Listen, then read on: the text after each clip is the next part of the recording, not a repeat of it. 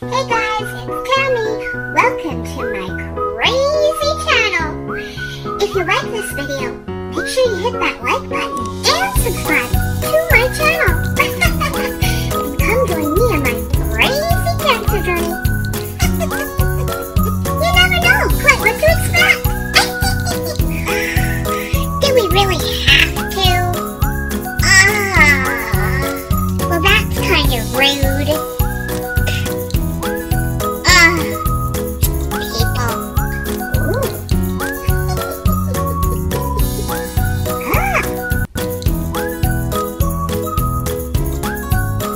Hey guys, it's Tammy. It is 5:30 a.m. on Sunday morning. I think it's January.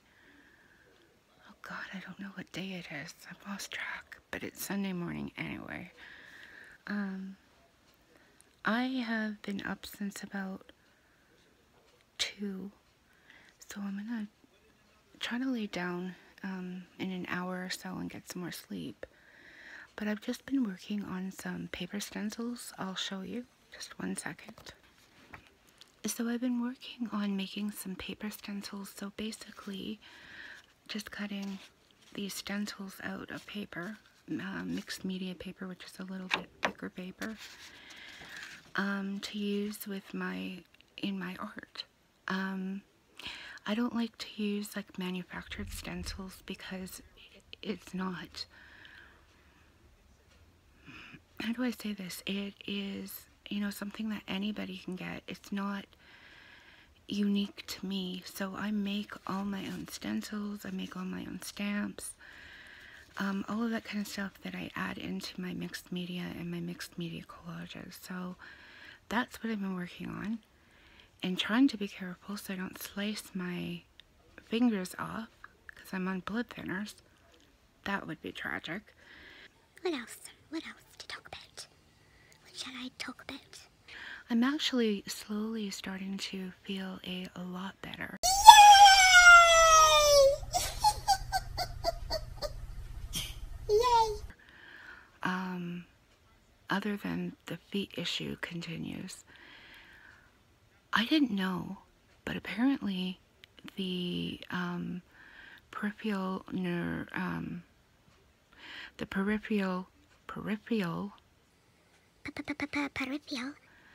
neuropathy can actually be permanent, or you may not recover from it. Oh God, I pray that's not permanent.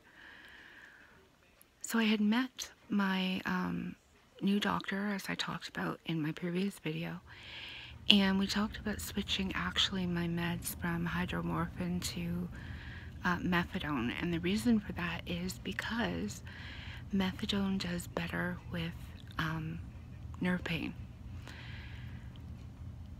So at this point, I'm not sure which way we're going to go. The other option I have is to continue on the hydromorphine and introduce the medical marijuana again. So not sure which route I'm going to go. It's going to be all legal in July of 2018 this year anyway in Canada, but I cannot have THC.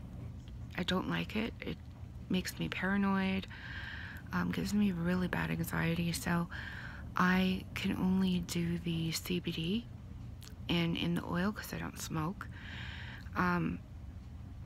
So I need it to be by prescription because the manufacturer that or dispenser that I deal with, because I have a prescription, has the CBD, high CBD variety. So you don't get stoned off it or anything like that. You just get kind of a body stone.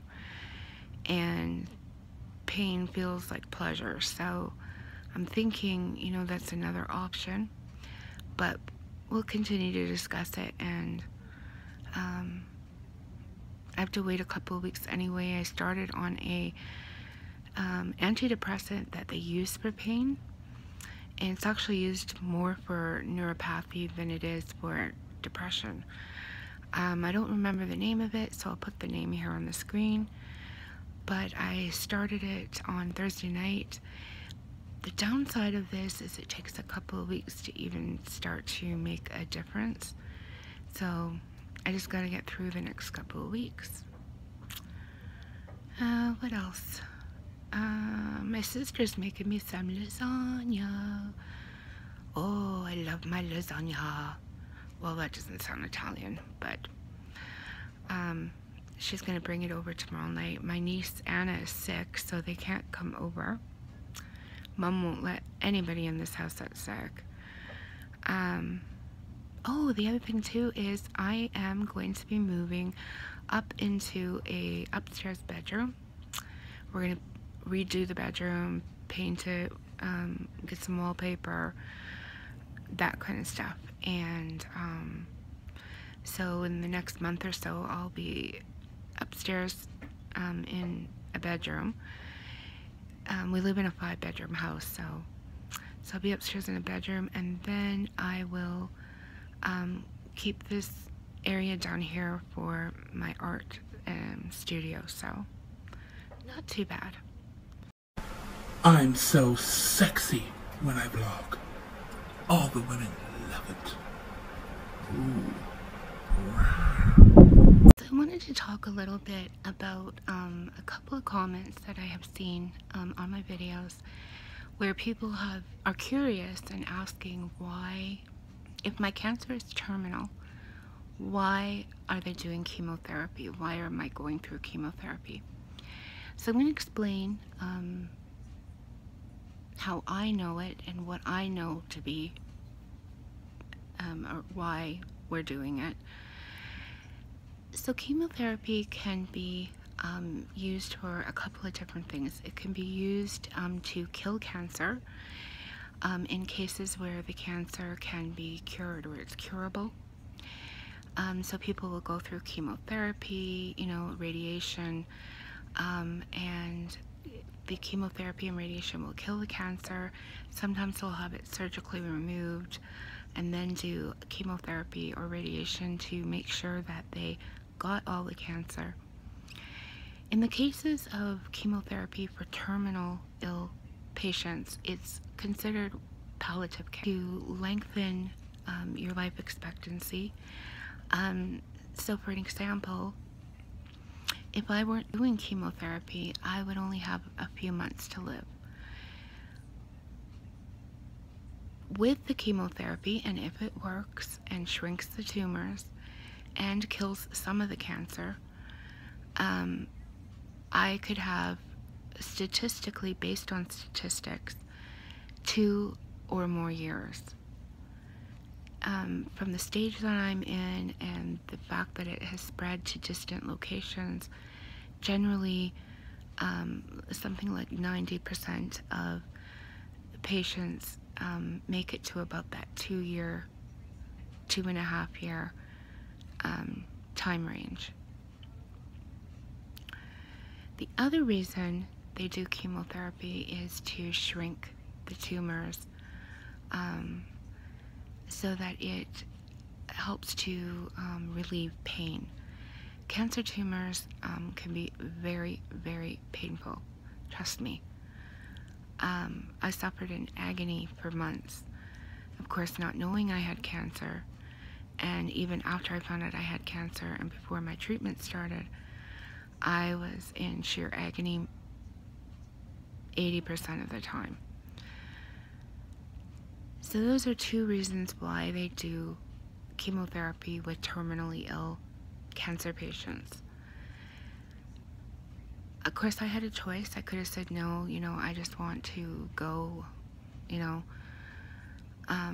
but I couldn't do that. I love life so much, and I have always been a very joyful, fun-loving, very free-spirited person, and I cannot give up. I have got to fight.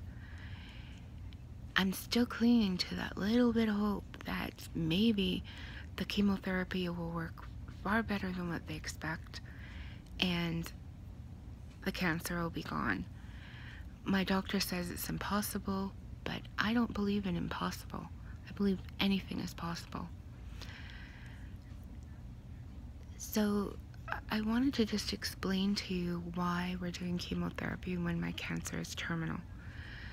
And I have had a huge reduction in pain since we did the radiation and the chemotherapy, as well as I stopped bleeding, because I was bleeding very heavy from the cancer in the uterus for months upon months. And as you can go back into my videos, I've had 7 blood transfusions. So since I've had the radiation and the chemotherapy has started, I am no longer bleeding. So that's another reason why we did the chemotherapy. Okay, so I just finished at the doctor's office, the gynecologist, and got all the papers signed for my surgery. And so they're faxing it over to the hospital, to my family doctor. And hopefully within the next couple of weeks, I'll hear something and be able to get in to have this surgery done. So what they're going to be doing is they're going to be going in and doing basically a D&C. Well, first of all, they'll be putting me under, and then they'll be doing putting a camera inside and doing a D&C. They're going to burn the uterus lining, and then they're going to go in through the belly button down into the fallopian tube ovary areas, remove all those cysts, and remove my fallopian tubes. They're going to leave the ovaries so that I don't go into menopause early. And hopefully this is going to take care of all of this heavy bleeding and pain, and I'm going to finally be free. I cannot frickin' wait. I feel a sense of relief. I mean, I'm scared to be put under, really scared, because of my anxiety, but you know what? At this point, it is what it is, and I need to get this done, and let's do it.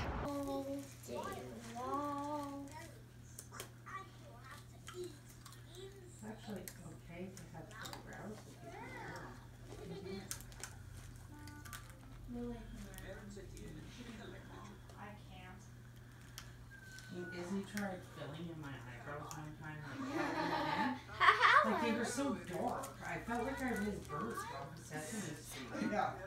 But she's like, oh, they look great. I'm like, Izzy, I'm sorry. I'm like, I don't like that. Buddy. Hi. Hi, everybody. Hi, everybody. Today, Challenge. 2 challenge. Yay! Say subscribe. Subscribe. Subscribe, yep.